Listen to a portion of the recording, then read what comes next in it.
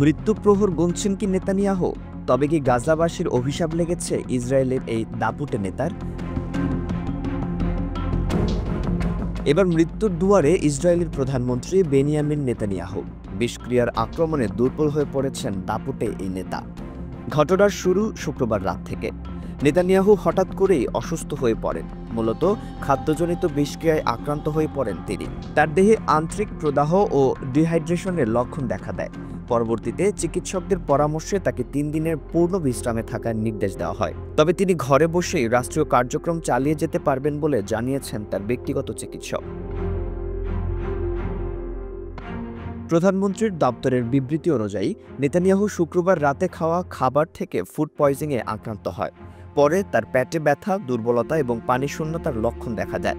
তার আন্ত্রিক কোষে প্রদাহ তৈরি হয়, যা হজমক্রিয়া ও পেটের স্বাভাবিক কর্মক্ষমতাকে ব্যাহত করে। যদিও তার খাওয়া খাবারটির নাম বা ধরন অফিসিয়ালি প্রকাশ করা হয়নি, তবে এটি বাসায় প্রস্তুতকৃত কোনো খাবার হতে পারে বলেই ধারণা করা হচ্ছে।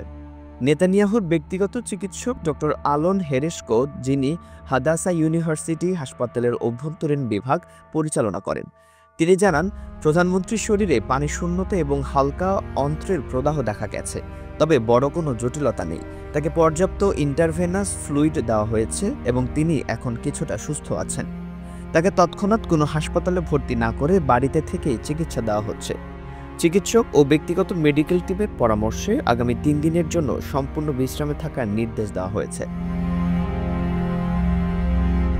এই সময় তিনি কোনো গণমাধ্যম বা সভায় সরাসরি অংশগ্রহণ করবেন না।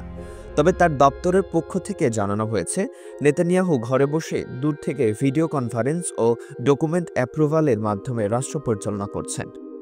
অসুস্থতার কারণে নেতানিয়াহু রবিবারের মন্ত্রিসভার বৈঠক, ক্যাবিনেট মিটিংয়ে অনুপস্থিত ছিলেন। সেই সাথে আগামী সপ্তাহে তার বিরুদ্ধে চলমান দুর্নীতির মামলার শুনানিতেও তিনি অংশ নিতে পারবেন না বলে জানানো হয়েছে।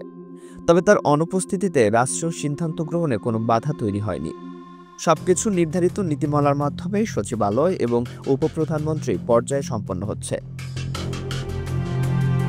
নেতানিয়াহুর বয়স বর্তমানে ৭৫ বছর এবং পূর্বে তিনি বেশ কয়েকবার স্বাস্থ্য সমস্যার মোকাবিলা করেছেন। ২০২৩ সালে তার শরীরে পেসমেকার বসানো হয় হৃদযন্ত্র অস্বাভাবিক স্পন্দন নিয়ন্ত্রণের জন্য। ২০২৪ সালের মার্চে তিনি হেরোনিয়া সার্জারি করেন।